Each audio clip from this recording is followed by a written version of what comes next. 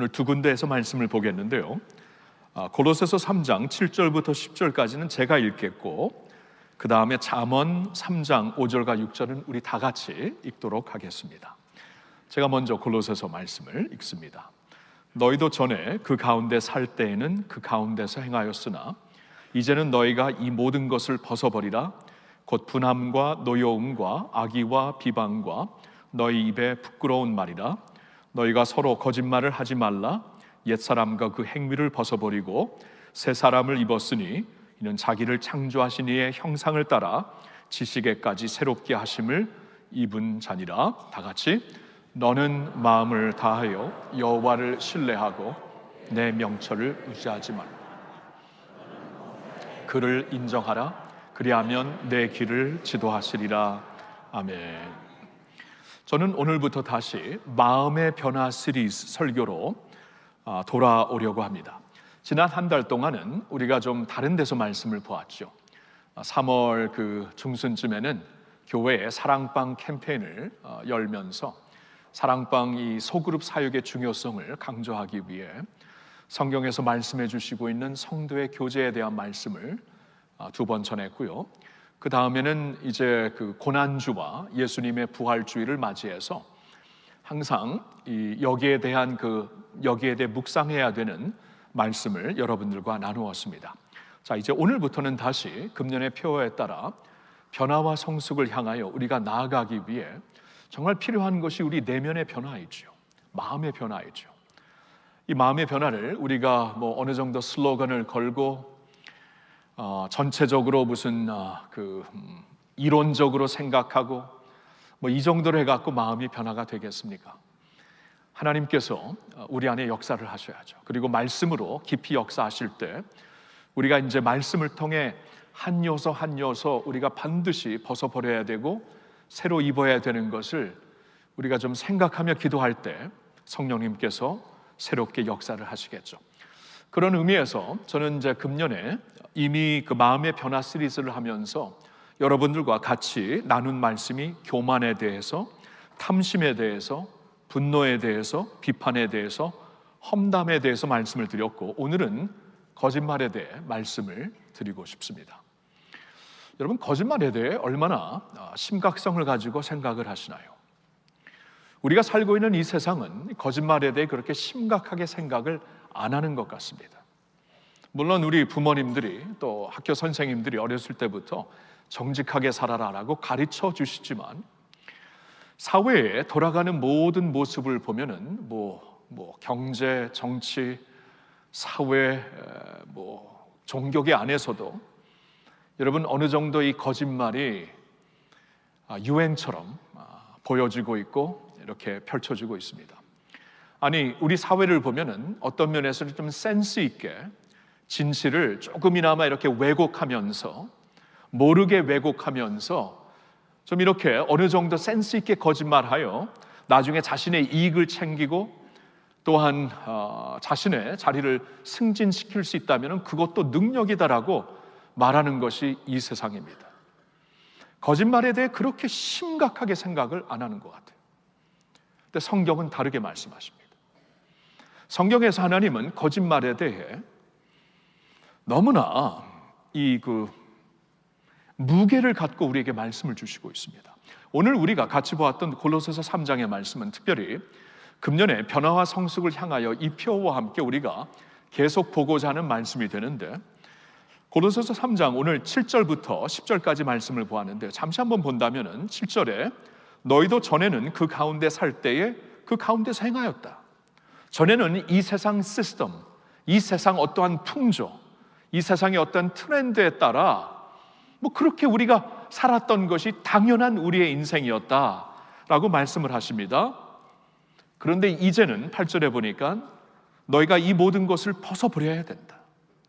이제 예수 안에 산다는 것은 우리가 그냥 머리로 믿고 사는 게 아니라 주님과 연합된 삶을 가리키고 있기 때문에 예수님과 연합된 삶을 살기 위해서는 반드시 전에 예수님을 몰랐을 때 우리가 아무런 생각 없이 품었던 우리의 모습들을 벗어버려야 되고 새로운 모습으로 옷 입어야 된다 말씀을 하시는 거예요. 그러면서 벗어버릴 게 무엇인가 구체적으로 몇 가지를 목록하여 말씀을 주시고 있습니다. 8절에 보니까 곧 분함과 노여움과 악의와 비방과 부끄러운 말이 된다. 이런 것들을 벗어버려야 된다. 그리고 9절에 와서는 좀 더 강조를 하면서 말씀을 해주시죠. 왜냐하면 8절까지는 목록으로 쭉 그 리스트로 목록으로 말씀을 하셨지만 9절에 와서는 문장으로 말씀을 하십니다. 너희가 서로 거짓말을 하지 말라. 버려야 되는 것 중에 노여움, 분함, 분노, 악의, 비방, 부끄러운 말, 그리고 거짓말 이렇게 하지 않고 문장을 사용해서 너희가 서로 거짓말을 하지 말라, 좀 더 강조하시는 것이죠. 좀 더 하이라이트를 하시는 게 아니겠습니까? 그러면서 뭐라고 이어지냐 하면은 옛사람과 그 행위를 벗어버리고 새 사람을 입은 너희들이다. 이는 자기를 창조하신 이의 형상을 따라 지식에까지 새롭게 하심을 입은 자가 된 것이다 라고 말씀을 하십니다. 지식에까지 새로운 자들이 되었다. 그게 무슨 말입니까? 우리의 중심을 가리키는 것이죠. 여러분, 사람은 짐승과 다르잖아요. 사람들의 경우에는 이 생각하면서 우리가 삽니다. 짐승들과는 다르죠. 본능적으로 사는 게 아니라 생각하면서 사는데, 생각까지 새로워진 사람들이다라고 말씀을 하는 것은 우리의 전체 삶을 주관하는 그 중심까지도 새로워진 사람들이다라고 말씀을 하시는 거예요. 전에는 이렇게 살았지만 이제는 중심까지도, 우리의 생각까지도 새롭게 된 자들로서 거짓말을 버리고 참된 것을 하라고 말씀을 하시는 거예요. 강조를 하십니다. 자, 이 말씀이 에베소서에서도 굉장히 우리에게 명확하게 전해주시는 말씀이 되는데, 한번 에베소서 4장 22절부터 말씀을 한번 같이 읽어보겠습니다. 다 같이. 너희는 유혹의 욕심을 따라 썩어져가는 구습을 따르는 옛사람을 벗어버리고 오직 너희의 심령이 새롭게 되어 하나님을 따라 의와 진리의 거룩함으로 지으심을 받은 새 사람을 입으라. 자, 같은 말, 같은 맥락에서 주시는 말씀인데 조금 더 구체적입니다. 너희는 유혹의 욕심을 따라 썩어져가는 구습을 따라 살았던 옛 모습을 벗어버려야 된다. 그리고 오직 너의 심령이 중심이 새롭게 됨으로 인해 이제는 하나님을 따라서 그의 의와 진리와 거룩함으로 지으심을 받은 새 사람으로 살아야 된다라고 말씀을 하는 거예요. 자, 그러면서 25절부터는 그 모습이 어떠한 모습인가? 옛 구습을 벗어버리고 새롭게 하나님의 의와 진리와 거룩함으로 이제 새롭게 보여지는 그 모습이 구체적으로 어떤 모습인가? 25절부터는 쭉 이제 우리에게 설명을 해주시고 있는데, 가장 먼저 주시는 25절의 말씀만 우리 한번 같이 보겠습니다. 다 같이. 그런즉 거짓을 버리고 각각 그 이웃과 더불어 참된 것을 말하라. 이는 우리가 서로 지체가 됨이라. 여러분, 너무나 강조하시는 게 아닙니까? 썩어진 구습을 따라 옛 모습을 따라 살았던 그 행위를 버리고 이제 하나님의 거룩하심과 의와 진리로 새롭게 된 삶을 살아야 된다라고 말씀을 주시면서 그 모습은 바로 이런 것인데, 25, 26 이제 계속 5장까지 주시는 말씀인데, 가장 주시는 말씀이, 먼저 주시는 말씀이 그런즉 거짓을 버리고 각각 그 이웃과 더불어 참된 것을 말하라. 거짓말하는 것에 대해 이 정도로 강조를 하십니다. 이건 아니라고, 이것부터 버려야 된다고, 참된 말을 하며 살라고 말씀을 하시는 거예요. 그러니까 그냥 단순히 도덕적으로, 우리가 어렸을 때부터 배운 것처럼 도덕적으로 이 세상에서 좀 이렇게 좀 참되게 살기 위해 이 정도가 아니라, 너희는 그냥 참되게 사는 어떠한 윤리적인 도덕적인 차원에서 벗어나 예수 그리스도 안에서 새롭게 지음을 받은 사람인데, 그 새롭게 지음을 받은 모습이 여기서부터 변해야 된다 하면서 가장 먼저 거짓말하지 말고 참된 것을 말하라고 말씀을 하시는 거예요. 대단히 강조를 하시죠. 시편 15편, 이제 구약의 말씀에서도 한 군데를 보겠는데요, 15편 1절과 2절에서는 이렇게 말씀이 시작돼요. 여호와여, 주의 장막에 머무를 자 누구오며 주의 성산에 사는 자 누구오니까. 그러니까 시편 기자는 여기서 이제 하나님과 동행하는 자들이 누구인가 하고 질문하는 거예요. 하나님의 장막에 머무르며 주의 성산에 사는 자가 과연 누가 되겠습니까? 이렇게 하나님과 깊이 교제하며 깊이 주님을 따라 사는 자들이 누구입니까? 하면서 2절부터는 쭉 이제 리스트로 우리에게 설명을 해주시는데, 가장 먼저 주시는 말씀 2절을 같이 읽습니다.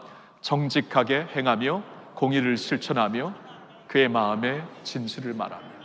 와, 가장 먼저 정직하게 행하며 공의를 실천하며 그 마음에 진실을 말하는 자들이 하나님의 성산에서 하나님과 깊은 교제를 하며 사는 자들이다, 이렇게 말씀을 하시는 거예요. 여러분, 이 정도라면 보통 강조하시는 말씀이 아니죠, 그렇죠? 저는 지금 세 군데에서만 말씀을 보았어요. 이번에 이 거짓말에 대해 말씀을 그냥 쭉 살펴보면서 얼마나 많은지 모릅니다. 잠언서에서 특별히 얼마나 많은지 모릅니다. 예수님의 산상수훈에서도 예는 예, 아니면 아니요, 좀 이렇게 신뢰를 받을 수 있는 참된 것을 말하는 사람들이 되라고 주신 말씀도 있고요. 참 많아요. 근데 지금 세 군데서만 보았는데 너무나 하나님의 뜻이 명확하게 전달되고 있지 않습니까? 거짓말이라는 것은 아니다. 하나님의 백성들로서 가장 먼저 벗어버려야 되는 것이다. 참된 것을 말하며 사는 것이 하나님의 진리와 의와 하나님의 거룩함으로 변화를 받은 사람들의 모습이다 라고 말씀을 하시는 거예요. 저는 오늘 이 말씀을 묵상하면서 그러면 우리 자신을 보았습니다. 저를 보았고 우리들을 생각하면서, 그러면 우리가 어느 모습에서, 어느 면에서 이렇게 진실을 왜곡하며 살고 있는가? 어떤 면에서 요사이 특별히 우리는 쉽게 이렇게 거짓된 것을 말하며 붙잡으며 살고 있는 것인가? 우리 자신을 좀 보고 싶어서 이것을 그냥 추상적으로 전하고 싶지 않았습니다. 이것이 이러니까 이렇게 살자, 이 정도로 전하면은 큰 임팩트가 없겠죠. 우리 자신을 좀 보고 싶어서 우리가 알게 모르게 어떤 면에서 거짓을 말하며 살고 있는가, 이렇게 묵상을 하는 가운데 제게 와닿은 것은 이것이었습니다. 우리 자신을 부각시키려고 할 때, 우리 자신을 세상과 사람들 앞에, 어쩌면 하나님 앞에 우리 자신을 이렇게 나타내며 부각시키려고 할 때, 우리를 과장하여 우리의 모습을 부풀려서 사람과 하나님 앞에 보이려는 우리의 모습이 있더라고요. 저에게도 있고 우리에게도 다 있습니다. 내 모습을 부풀려서, 이것도 거짓이에요. 진정한 모습이 아니죠. 과장하여서 내 모습을 보이려고 하는 그 모습. 여러분, 요사이 사회적으로 이슈가 되는 게 무엇입니까?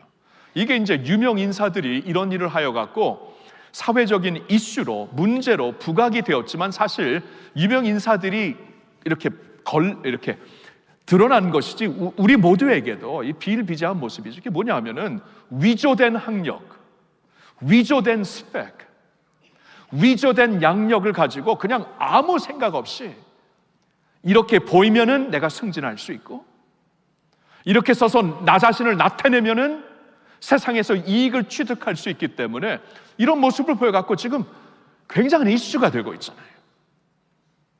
우리의 모습입니다. 우리 자신을 부각시켜요. 과장시켜요. 부풀려서 말합니다. 옳은 게 아니, 진정한 모습이 아니죠. 있는 그대로 이력서를 못 씁니다. 있는 그대로 우리 스펙을 솔직하게 보이지 않습니다.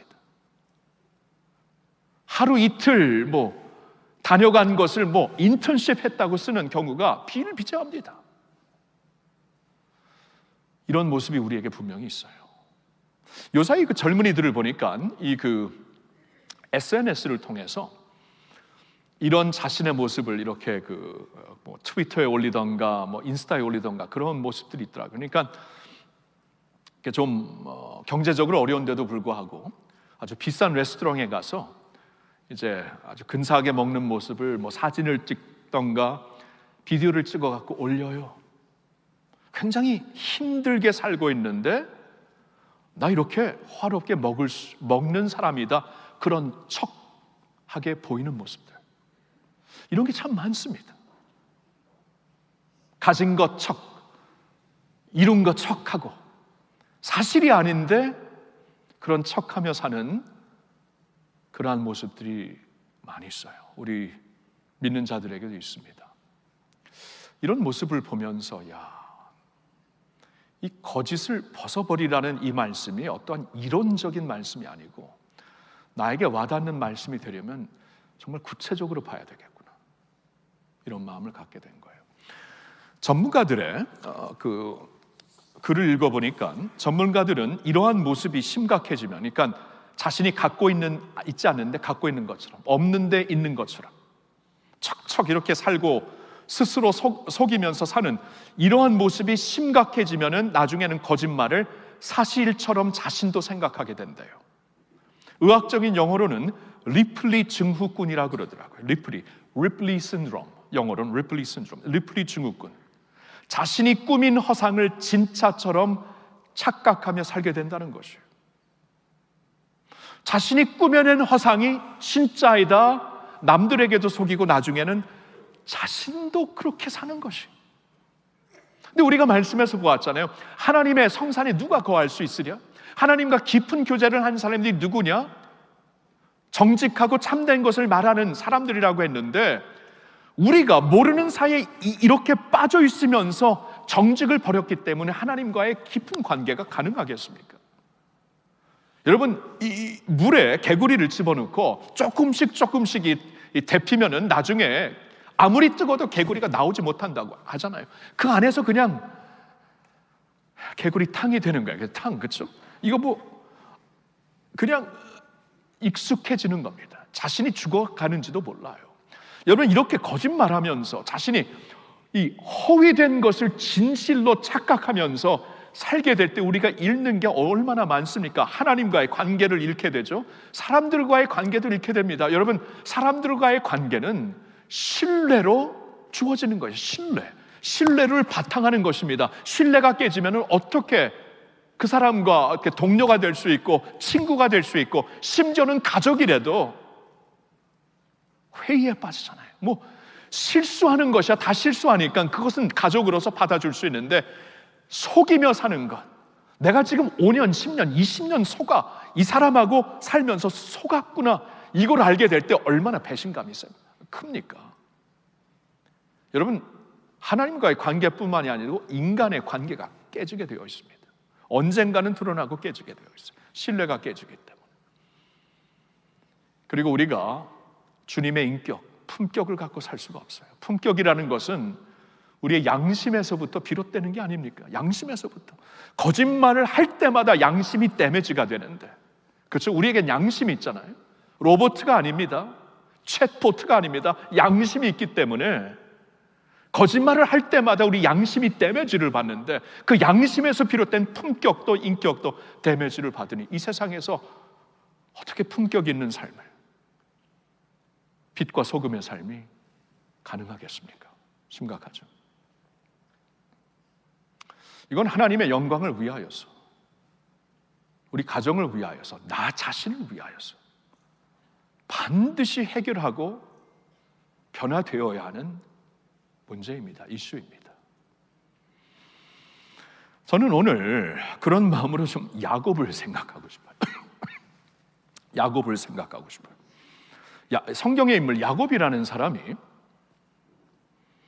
여러분, 야곱을 보면은요, 참 하나님, 이 어머니 뱃속에서부터 하나님의 부르심을 받은 자였어요.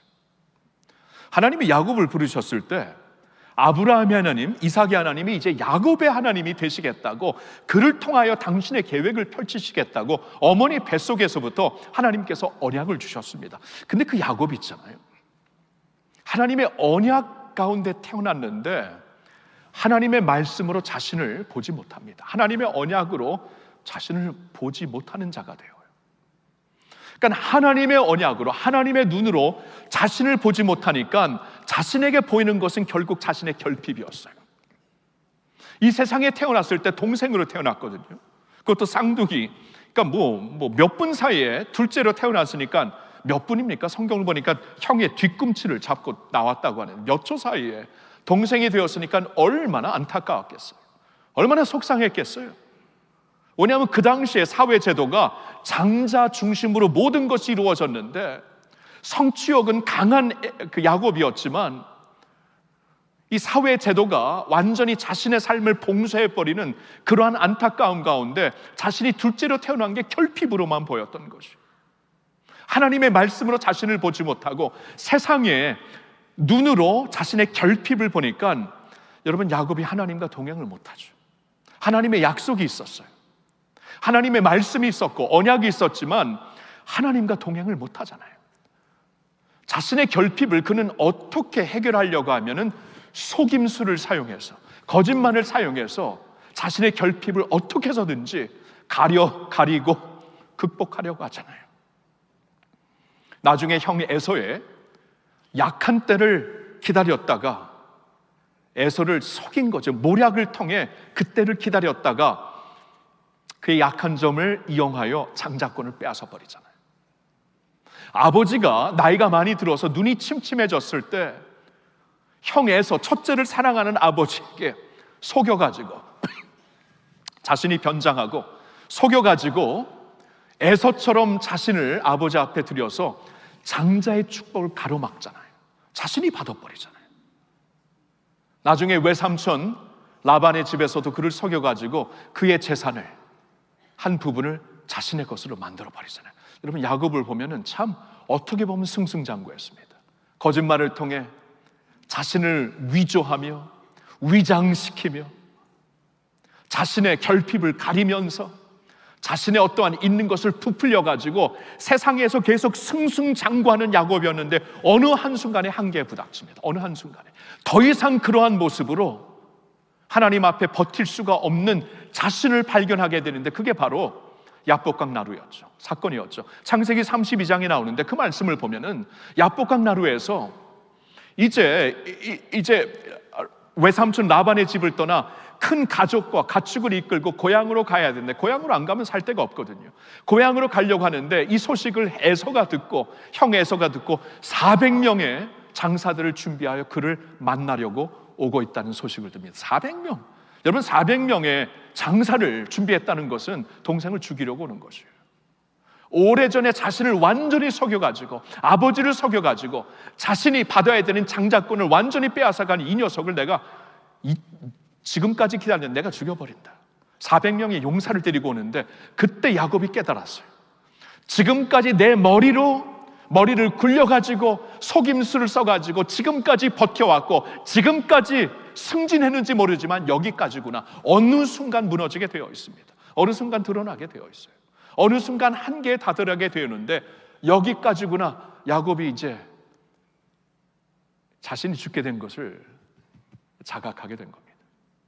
그러면서 성경을 보면은 그때 비로소 야곱이 하나님께 부르짖기 시작해요. 이 야곱이라는 사람이 이때 하나님께 부르짖더라고요. 야복강 나루에서 하나님께 부르짖는데 밤새도록 하나님의 사자와 씨름하며 기도하며 부르짖습니다. 나중에 알고 보니까 그분이 하나님 자신이었잖아요. 하나님 자신과 밤새도록 씨름하며 기도를 하게 되는데 하나님이 그때 야곱을 어떻게 하십니까? 그의 허벅지 관절을 상하게 만드십니다. 여러분, 야곱의 터닝 포인트가 이때 있었어요. 허벅지 관절, 옛날 성경 버전을 보면 환도뼈를 끊으셨다. 환도뼈가 끊어졌다는 것은 여러분, 이제는 사람의 도움을 받지 못하고는 제대로 서서 걸을 수가 없는 인생이 되었다는 것이에요. 지금까지는 자신의 결핍을 어떻게 해서든지 숨기고 위조하고 위장시키고 승승장구했는지 모르지만 이 모멘트에, 자신의 한계에 이르렀던 이 모멘트에 하나님은 이제 더 이상 숨기지 못하는, 자신의 결핍을 숨기지 못, 환도뼈가 끊어졌는데 뭘 숨기고 삽니까? 제대로 걸을 수도 없는데 이제는 숨길 수가 없는 사람으로 만들어요. 그 자리에서. 근데 그때가 야곱의 터닝 포인트입니다. 지금까지는 자신의 모습을 그대로 받아들일 수도 없고 인정할 수도 없고 받아들일 수가 없기에 자신을 하나님께 드릴 수도 없었던 야곱인데 그 순간부터는 나의 결핍을 받아들이고 살 수밖에 없는, 내 모습 이대로 하나님 앞에 나와서 살 수밖에 없는 자신이 된 것을 깨닫고 하나님 앞에 나아갔을 때 하나님이 그에게 은혜를 부어주십니다. 그렇죠? 지금까지는 자신의 모략, 자신의 머리, 자신의 속임수로 살아서 성공을 추구한 사람이었는데 지금 이제부터는 자신의 결핍을 그대로 받아들이는 사람이 되어서 하나님의 은혜로 사는 사람이 돼요. 은혜의 사람이 되어버리는 거예요. 그래서 야곱이 나중에 정신을 차리고 그 약복강 나루 그 장소를 브니엘이라고 이름을 주잖아요. 브니엘, 하나님의 얼굴. 왜냐하면 자신이 깨달은 거예요. 밤새도록 그와 씨름을 하면서 하나님의 얼굴을 내가 목격했는데 죽지 않고 살아있구나. 여러분, 피조물이 창조주의 영광을 보면서 살아남을 자 아무도 없습니다. 근데 야곱의 경우에는 하나님의 얼굴을 바라보았는데, 밤새도록 바라보았는데 죽지 않고 살게 되었구나. 은혜로구나, 은혜로구나, 은혜를 붙잡게 되는 것이. 그러면서 야곱에게 이스라엘이라는 이름이 새롭게 주어집니다. 여러분, 야곱의 스토리가 있잖아요. 이거예요.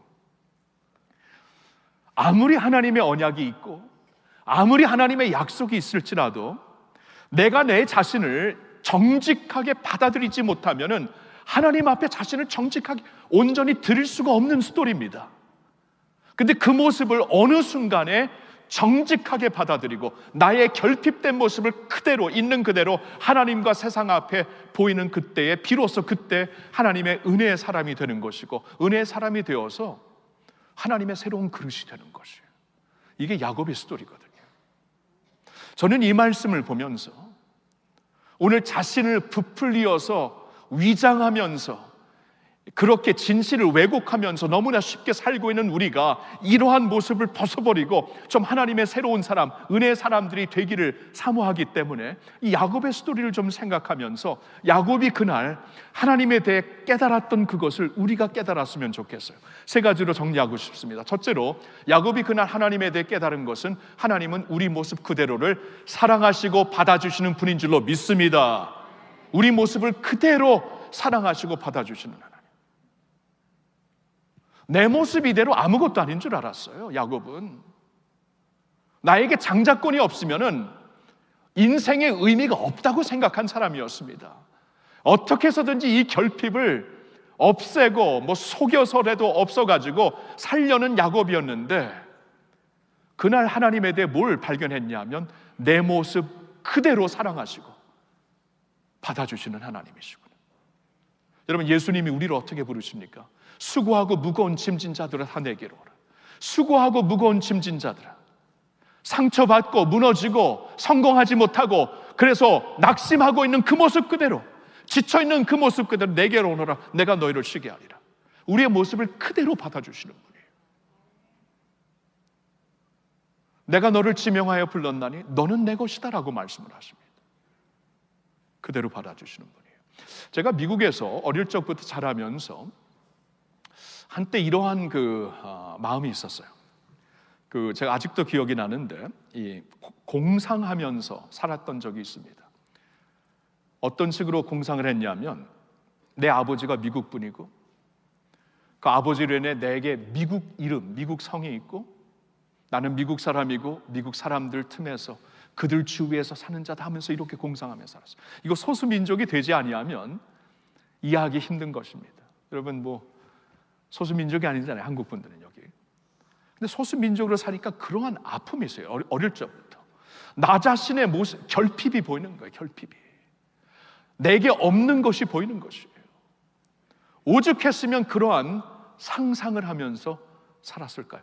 근데 이 모습이 언제 바뀌는가? 여러분, 그런 모습으로 계속 살았다면 제가 사회적으로 폐인이 되면서 살았겠죠. 폐인이 아닌 모습을 자꾸 추구하면서, 아닌 모습을 자꾸 척척하면서 폐인이 되었겠죠. 건강한 사람은 절대로 못 됩니다. 근데 그런 모습을 저는 예수님을 만나고, 안 믿는 가정에서 살았기 때문에 예수님을 만나고 예수님 안에서 하나님을 아버지로 알게 되고 그분의 말씀을 받아들이면서 이게 해결이 되었어요.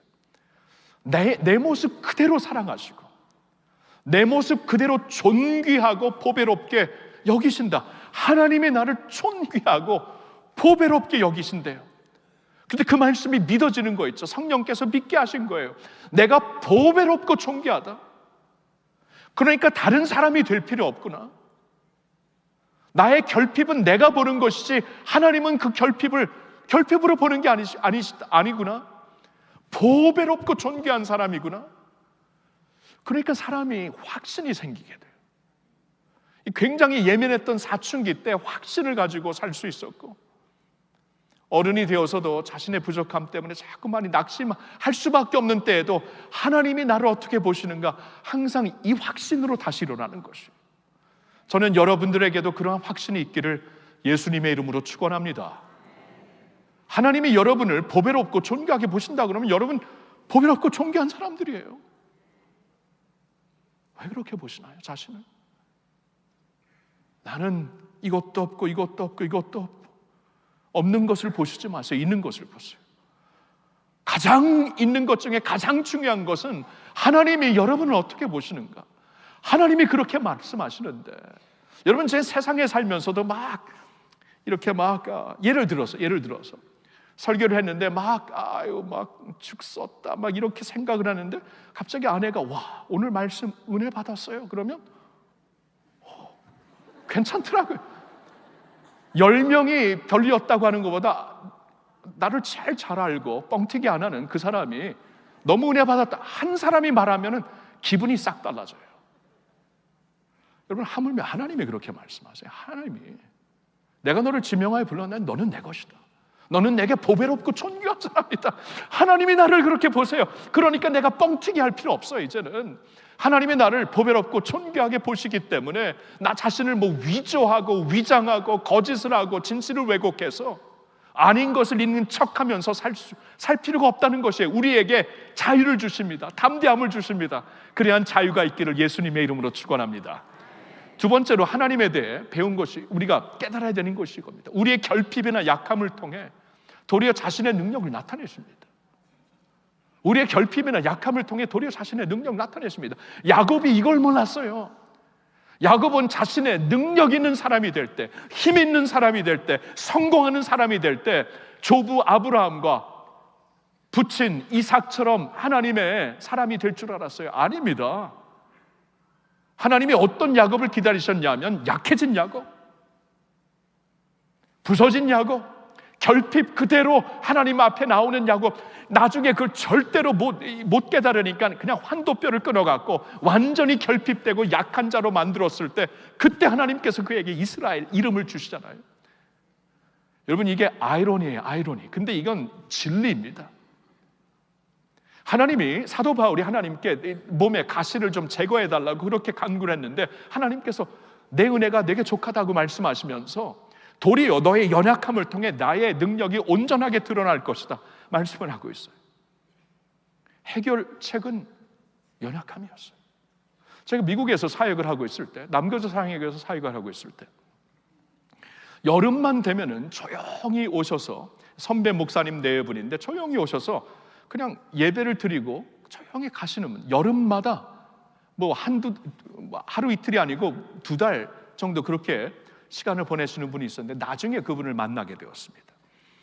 근데 만나게 됐는데 이분이 알고 보니까 안양 세중앙교회, 지금은 원로 목사님이시죠, 박중식 목사님이시더라고요. 여러분, 안양 세중앙교회가 대형 교회입니다. 그리고 굉장히 알려진 교회예요. 근데 그 교회 목사님이 그렇게 조용히 오셔서 아무도 모르게 그냥 여름마다, 이게 따님이 그곳에 있었기 때문에 따님 집에 오셔서 그랬는데, 사실 여름 내내 그곳에서 계셨던 이유는 휴양 때문에, 몸이 파킨슨 병으로 10년째 지금 고생을 하고 있어서 이 몸이 굉장히 쭈그려지고 자유롭지가 않은 그런 분이었어요. 그래서 지금 10년째, 그러니까 얼마나 몸이 힘들겠습니까? 그런 목사님이셨어요. 제가 그 말을 들으면서, 야, 목사님 그런 건강에 이렇게 힘드신데 어떻게 그런 목회를 하세요? 라고 여쭤보니까 도리어 이렇게 말씀을 하세요. 목사님, 사실 원래는 그렇게 큰 교회가 아니었습니다. 그런데 10년 전에 내게 병이 생기면서 하나님이 부흥을 주셨어요. 이 파킨슨 병이 생기면서 그렇게 자랐다는 것입니다. 그분이 그래요.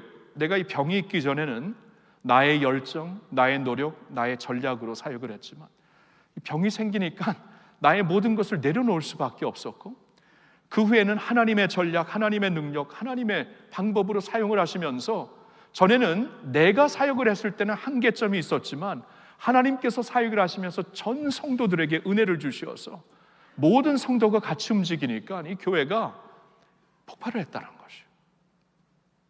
그분의 말을 들으면서 이야, 하나님이 기다리시는 게 우리의 강함이 아니구나, 우리 약해짐이구나. 팬데믹을 지나면서 교회가 약해진 게 사실입니다. 그러나 약해졌기 때문에 이제는 하나님이 더욱더 마음껏 일하실 때가 되지 않았습니까? 우리의 강함이 내려놓게 되었어요. 우리의 자랑거리를 내려놓게 되었어요. 이제는 우리의 약함을 자랑합시다.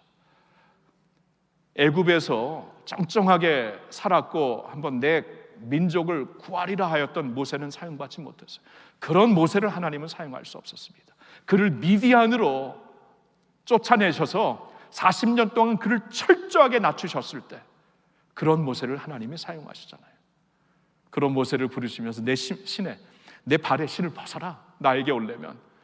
신발을 벗는다는 것은 그 당시에 노예를 가리킵니다. 완전히 이제 낮아질 대로 낮아졌는데 더 낮아져라, 더 약해져라. 그래야 내가 너를 통하여 큰 능력을 보이라고 하시는 것입니다. 여러분, 이게 사실이라면, 우리의 강함보다도 약함을 통해 하나님이 더 역사하시는 것이라면, 우리의 자랑거리보다도 우리의 결핍을 통해 하나님께서 당신의 역사를 하시는 것이라면 우리는 더 이상 우리 자신을, 우리 스펙을, 우리의 양력을, 우리의 학력을, 우리의 가족력을 과시할 필요가 없어요. 도리어 우리의 약함을, 사도 바울처럼 약함을 자랑하면서 하나님 앞에 나아갈 때, 정직하게 나아갈 때, 그런 우리를 통해 하나님께서 새 역사를 써나가실 줄 믿습니다. 세 번째로 우리가 하나님에 대해 알아야 되는 거예요. 우리에게 은혜를 부어주시는 분입니다. 하나님은 우리에게 은혜를 부어주시는 분이에요. 야곱이 그러한 모습으로 하나님 앞에 나왔을 때 하나님은 그를 나무라지 않습니다. 왜 이제 오니? 너 네 꼴 뭐냐? 어떻게 그렇게 망가진 모습으로 오냐 하면서 하나님이 야곱을 꾸짖지 않습니다. 은혜를 주십니다. 나무라지 않습니다. 은혜를 주십니다. 하나님은 은혜를 주시는 분이에요. 그 은혜를 붙잡아야 우리가 풍요한 사람들이 되는 것이고 담대한 사람들이 되는 것이에요. 은혜를 주시는 하나님, 여러분 어떻게 합니까? 성경을 보니까 로마서 8장 32절에 자기 아들을 아끼지 아니하고 우리 모든 사람에게 내어주시니가 어찌 그 아들과 함께 모든 것을 우리에게 주시지 아니하겠느냐. 이미 자신의 아들을 주셨습니다. 은혜를 부어주시는 하나님이 되시는 거예요. 그러니까 오늘날 우리가 하나님의 은혜를 구할 때 우리의 쇠사슬에서, 거짓의 쇠사슬에서 벗어날 수 있는 은혜의 자유를 주실 것이고, 내가 이 결핍을 숨기고만 살 수밖에 없는 그런 자리에서 이제 내 모습 이대로 하나님 앞에 나갈 수 있는 담대함의 은혜를 주실 줄로 믿습니다. 은혜를 구하세요. 오늘도 은혜를 받아 거짓을 버리고 참된 것을 추구하며 참된 말을 할 수 있는 우리 모두가 될 수 있기를 축원합니다. 오늘 제가 두 번째 본문 말씀으로 드린 잠언서 3장 5절 6절을 우리 같이 읽고 말씀을 거두겠습니다. 같이 읽을까요? 너는 마음을 다하여 여호와를 신뢰하고 내 명철을 의지하지 말라. 너는 범사의 그를 인정하라. 그리하면 내 길을 지도하시리라. 여러분 아멘입니까? 너는 마음을 다하여, 마음에 나뉘어진 마음이 아니라 온전한 마음, 정직한 마음을 다하여 여호와를 신뢰하고 내 명철을 의지하지 말라. 너는 범사의 그를 인정하라. 위조된 나의 모습을 자랑하며 인정하지 말고 범사의 하나님을 인정하라. 그리하면 하나님께서 여러분들의 삶을 지도하시고 지켜주시고 인도하실 줄로 믿습니다. 할렐루야. 기도하겠습니다. 고마우신 우리 주님, 우리가 참된 말을 하지 못하며 살고 있습니까? 자신의 결핍과 부끄러움을 가리고 싶어서 거짓으로 위장한 자신의 모습을 보이며 살고 있습니까? 아버지, 그러한 자들은 하나님의 성산에 거할 수 없다고 말씀을 하셨고, 그러한 사람을 하나님은 아무리 언약이 있어도, 약속이 있을지라도 사용할 수 없다라는 것을 오늘 깨달았습니다. 하나님, 하나님의 영광을 위하여, 우리 가정을 위하여, 그리고 우리 나 자신을 위하여 이제는 하나님이 어떤 분이신가 제대로 보고 거짓에서부터 나와 벗어버리고 참된 모습으로 살 수 있는 저희들 되게 하여 주시옵소서. 내 모습 이대로 사랑하시며 받아주시는 하나님을 믿게 하여 주시옵소서. 우리의 약함을 통하여 도리어 자신의 능력을 온전히 보이시는 하나님을 신뢰하게 하여 주시옵소서. 오늘도 은혜가 필요한 자들에게 족한 은혜, 감당할 수 있는 은혜, 자유롭게 살며 정직하게 살 수 있는 은혜를 주시는 하나님을 믿게 하여 주시옵소서. 그 은혜를 우리에게 주시사 그 은혜로 담대하게 사는, 자유롭게 사는, 하나님과 동행하며 사는 저희들 모두가 되게 하여 주시옵소서. 우리 주 예수님의 이름으로 감사드리며 기도하옵나이다. 아멘.